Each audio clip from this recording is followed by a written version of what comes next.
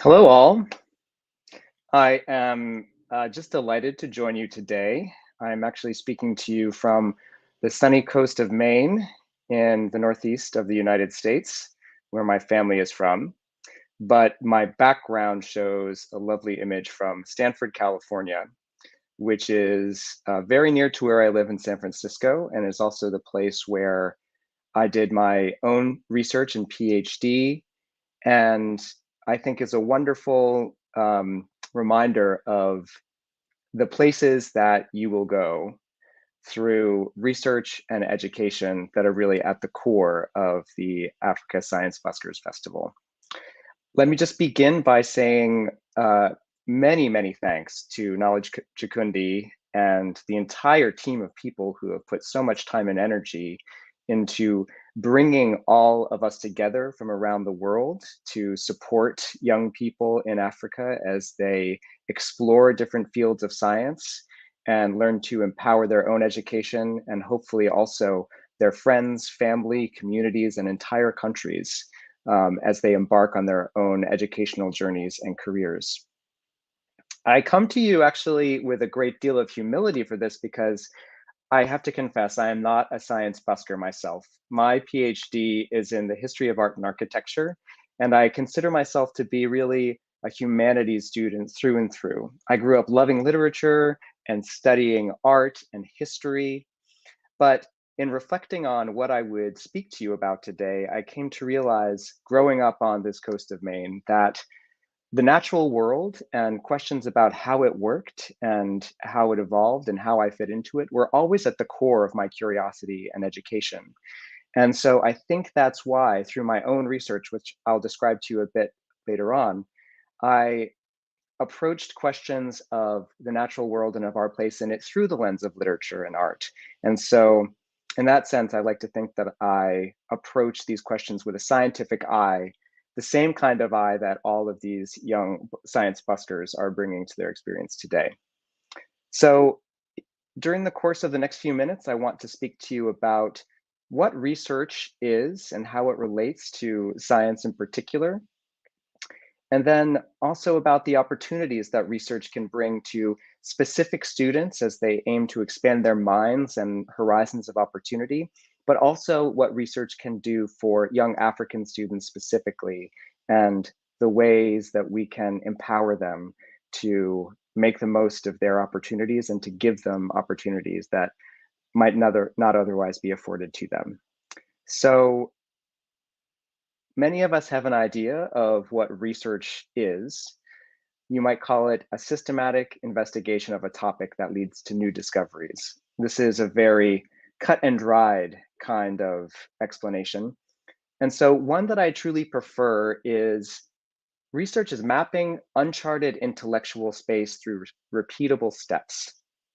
The reason that I think this is a powerful metaphor for me is as I went out to explore the world, research brought me to places that I never knew I would be able to go. Growing up in Maine, I lived in a very small fishing community. My dad is a dentist here. And going to Europe or going to places on the other side of the world really was not something that occurred to me or seemed entirely possible. But as I started to explore my interests and ask questions about how to learn new languages like French, Italian, and German, which are some of the languages that I began to study as I expanded my understanding of art and history, how new languages can open up new conversations. And scientific language is just another different kind of language that we can all share across cultures and nations and communities. In pursuing these questions about the natural world, I found myself being very interested in how we explain specific scientific phenomenon like glaciers and icebergs. And so my work really began to focus on those topics.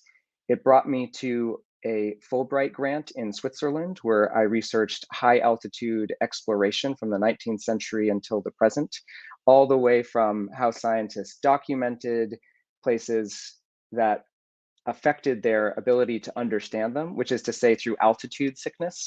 And then also all the way to the North Pole for my dissertation in Stanford, which was on the first photographically documented survey of the Arctic back in the 1860s. These explorations and all of the wonderful universities I studied at would not have been possible if I had not had great leaders and mentors to teach me. And I think that this is where the work that we do at Polygence is just at the core of what Africa Science Buskers Festival aims to do as well. And one of the reasons we're so delighted to support the festival this year through a sponsorship. We came in contact with Knowledge when I reached out to him out of the blue sometime last year.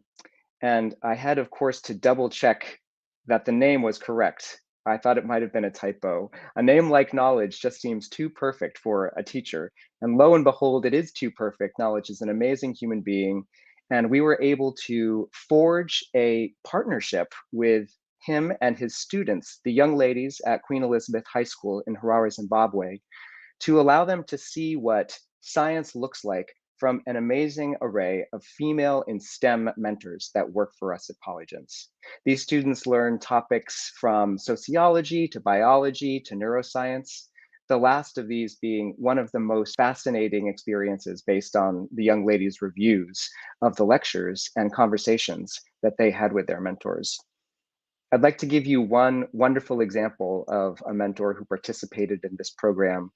Maria Luliano is a PhD candidate in neuroscience at Tufts, and she studies neuroscience and psychology, specifically neurodegenerative diseases like Alzheimer's, ALS, and Huntington's disease. Her review of her conversations with the girls at Queen Elizabeth brings a smile to my face every time I look at it. The girls at Queen Elizabeth High School are amazing, she wrote. I not only went to an all-girls high school, but also greatly benefited from seeing and learning from other young women in STEM. So I want to offer the next generation the same experience. I was ecstatic to see how interested and engaged the girls were. I love helping and seeing others excited about science. They were so great and had so many questions. I cannot wait to see all the amazing things they will accomplish in the future. With mentors like Maria, we are so excited to be reaching out into the world as part of our broader mission to build a platform and a community that contains structures to help students explore their passions and to expand their own horizons of opportunity. Our goal is to democratize access to education and research through these mentorships. And again, we see so much wonderful alignment with all of the work that Knowledge and the rest of the Africa Science Buskers team are doing with this festival.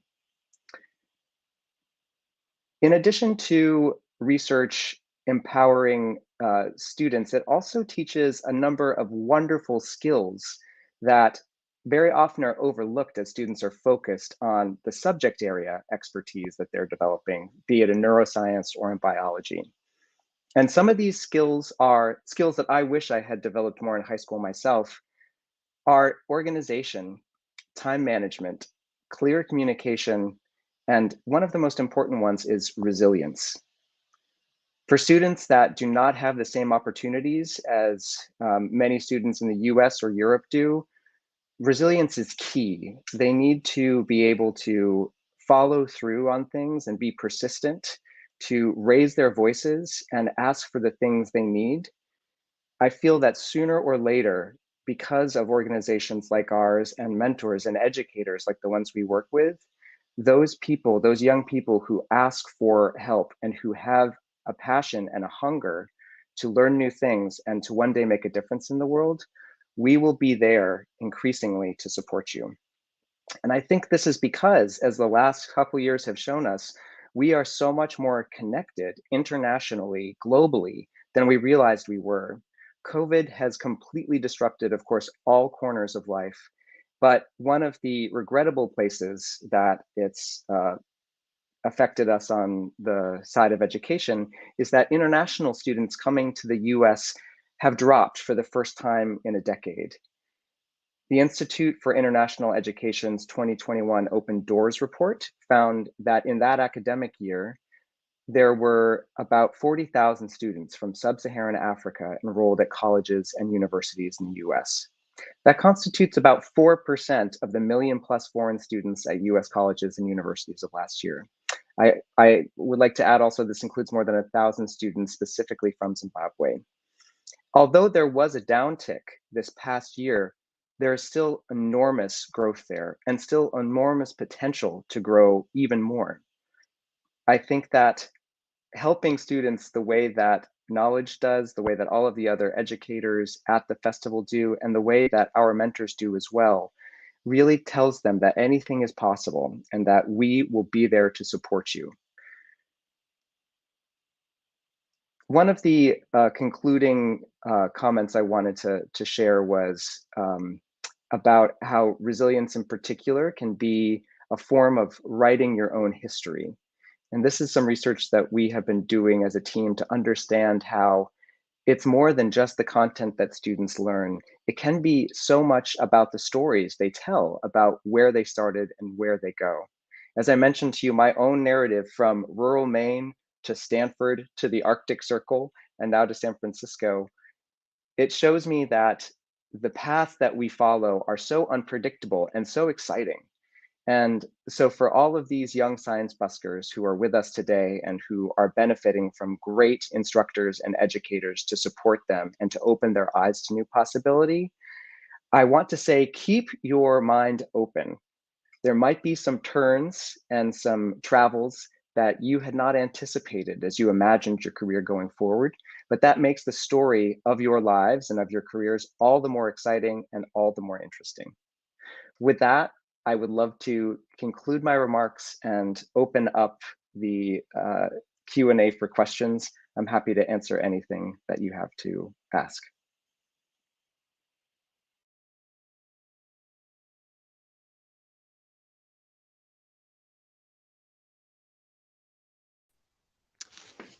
Thank you so much, Dr. George, for your presentation and for what you're doing to empower students to turn their passions and their stories into research projects. So on to the Q&A. I have a question that with your mentorship, does that carry out through university and through postgraduate and further on into their education? Thank you for this question. I'll begin by saying the structure of the program is really to help students dive into a specific area that they're interested in learning about. And in reading some of the reviews from students of Queen Elizabeth High School, I can see that so many are interested specifically in questions about neuroscience. That was one of the topics that was most popular from our mentors. But what's really wonderful about mentorship and about science research broadly is that it's an inherently collaborative affair. So that the connections that you make either with a mentor one-on-one or with a research team or with your classmates, these can be a way of building a network of support and of opportunity going forward. So even though formally speaking, our mentorships tend to last only between 3 and 6 months for specific students, we hope that the community that we're building will help other students to see that there are researchers everywhere that they can connect with. And many of our mentors who work at different schools who don't work with one another in an official context have found opportunities to exchange ideas and conversation. And just as a wonderful example, we've had 2 students who met last year after completing their projects, who were both going to the University of California, Berkeley, which is one of the great public research universities in the world. And one of them was from the United States and the other was from India. And these students who met online in a meet and greet that we had arranged in a very sort of Zoom pen pal sort of way, were able to be in contact. And when the student from India flew to California for the first time to begin at Berkeley, the student from the US was there to pick him up at the airport. So this community of researchers, this community of scientists is also a community of friends that can support us through mentorship as we go through our educations and careers going forward. Thank you so much for that. what drew you to coming to Polygens and working with young people in specific? Yes, well, I am so delighted to have met. It's another one of those stories that is just something that was very difficult to predict. When I had finished my degree at Stanford, I had a 2-year postdoctoral position at a lab called CESTA, which stands for the Center for Spatial and Textual Analysis. This was a very interesting research center in the digital humanities, which means that we approached questions about art and literature and sociology through a lens of the sciences, very often through computational methods. So we would take all of the novels written in the 19th century and process the text and run them through Stanford's supercomputer Sherlock to try to understand where things happened in novels frequently and what discoveries we might make about those places that we hadn't considered before just by reading individual novels. So it was while I was working with students there to develop faculty research projects that I was put in touch with Jin, one of Polygens's co-founders, who was a graduate student in comparative literature at Stanford at the time. And she and her co-founder Janos, who has a PhD in quantum physics from MIT, really found that whether you're studying science or literature, the power of mentorship is something that can transform a young person's life.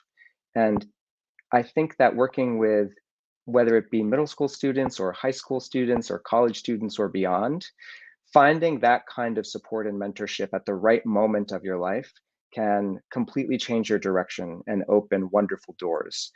So this is one of the reasons why I, even through my time at Stanford, still volunteered to teach AP classes at local high schools. And it's another reason that I was so delighted to join Polygens, because of the way we were in contact not only with individual students, but we're working together to build these structures that could help many students find many mentors and really democratize this access to research opportunities.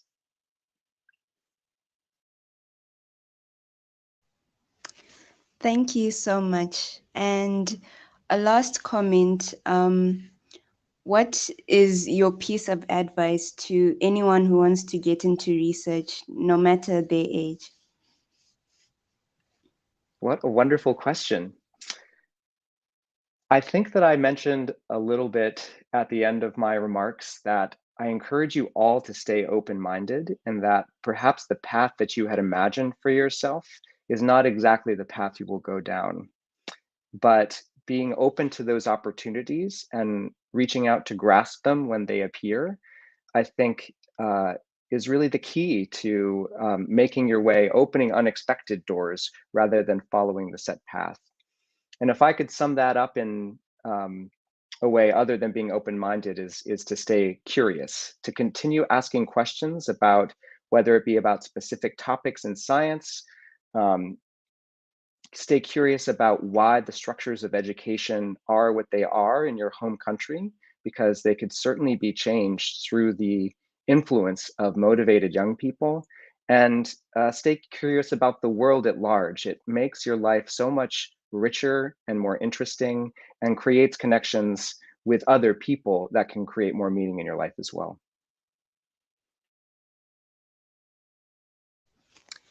Thank you so much. Thank you for coming to speak to us, leaving us with inspirational words, and overall for the work that you're doing for students to get into research, go into things that they might be afraid of.